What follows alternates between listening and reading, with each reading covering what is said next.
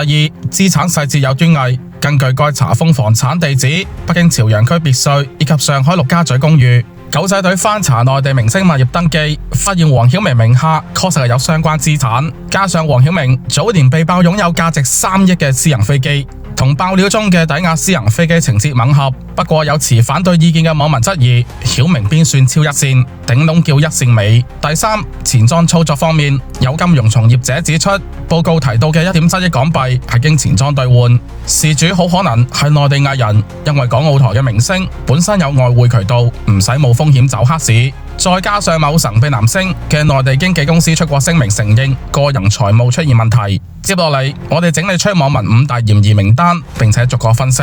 網民猜測幾乎離不開黃曉明、周杰倫、汪峰、陳坤以及吳京。我哋先嚟講下曉明。曉明名下確實係有北京朝陽區價值2.5億嘅別墅，上海陸家嘴亦都有公寓，擁有 G550私人飛機，估值超過3億人民幣。離婚之後資產狀況成謎，符合出現財務危機。不過網民對曉明係超一線明星有爭議，畢竟近年嚟佢嘅作品明顯減產。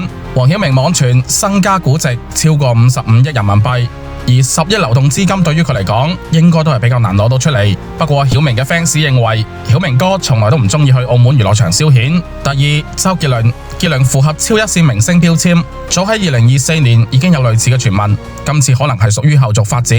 杰倫老婆昆凌曾經被指收取娛樂場贈票去睇演唱會，加上杰倫開世界巡迴演唱會期間，經常俾人影到出入各地娛樂場，似乎杰倫亦都係中意去娛樂場玩兩手。不過持反對意見者認為，周董資產大多數喺海外，現金嘅話冇必要經過錢莊過數。杰倫單喺版權方面嘅收入就超過1億港元每年，即使輸咗咁多錢，都唔需要抵押物業。唔知大家又點睇？歡迎留言俾吹水台，有你哋嘅支持，我哋先可以出更多影片。本期節目講到呢一度，我哋下期再見啦。